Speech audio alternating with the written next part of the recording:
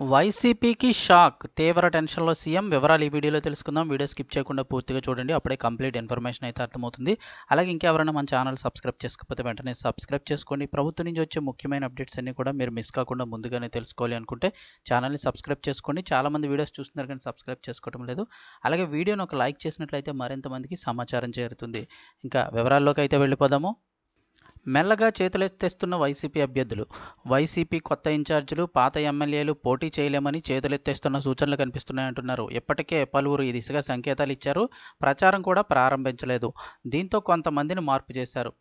వచ్చే రోజుల్లో ఇంకా చాలామంది పోటీకి దూరమయ్యే సూచనలు అయితే కనిపిస్తున్నాయంటున్నారు.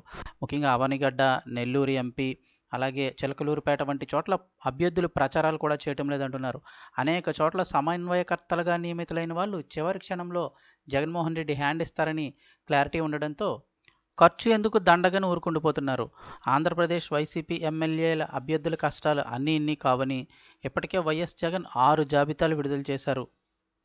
175 అసెంబ్లీ, అలాగే 25 పార్లమెంటు నియోజకవర్గాలకి నెలాఖరులోగా పోటీ చేసే అభ్యర్థుల జాబితా విడుదల చేసే పనిలో ఉన్నారు.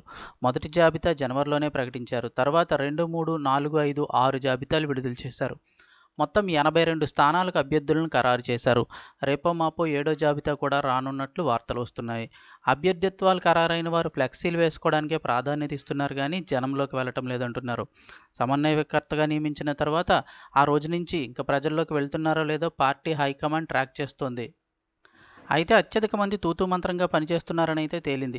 అయితే ప్రతిదానికి వైసీపీ నాయకత్వం నేతలను పిండుకోవడానికే ప్రయత్నిస్తోందని, చివరి యాత్ర సినిమా టికెట్లను కూడా కొని ప్రజలకు పంచాలని ఆదేశాలు ఇవ్వడంతో చాలామందిని విస్మయానికి గురి చేస్తోందని చెప్తున్నారు.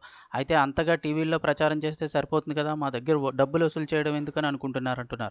ఇక వైసీపీ గెలిచే అవకాశం లేదని బలంగా ప్రచారం జరుగుతుండడంతో డబ్బులైనా మిగిల్చుకోవచ్చని ఎక్కువ మంది సైలెంట్ అవుతున్నారని, వచ్చే నెల రోజుల్లో పరిస్థితి మరింత ఇబ్బందికరంగా ఉండే అవకాశం ఉందని అయితే చెప్తూ ఉన్నారు.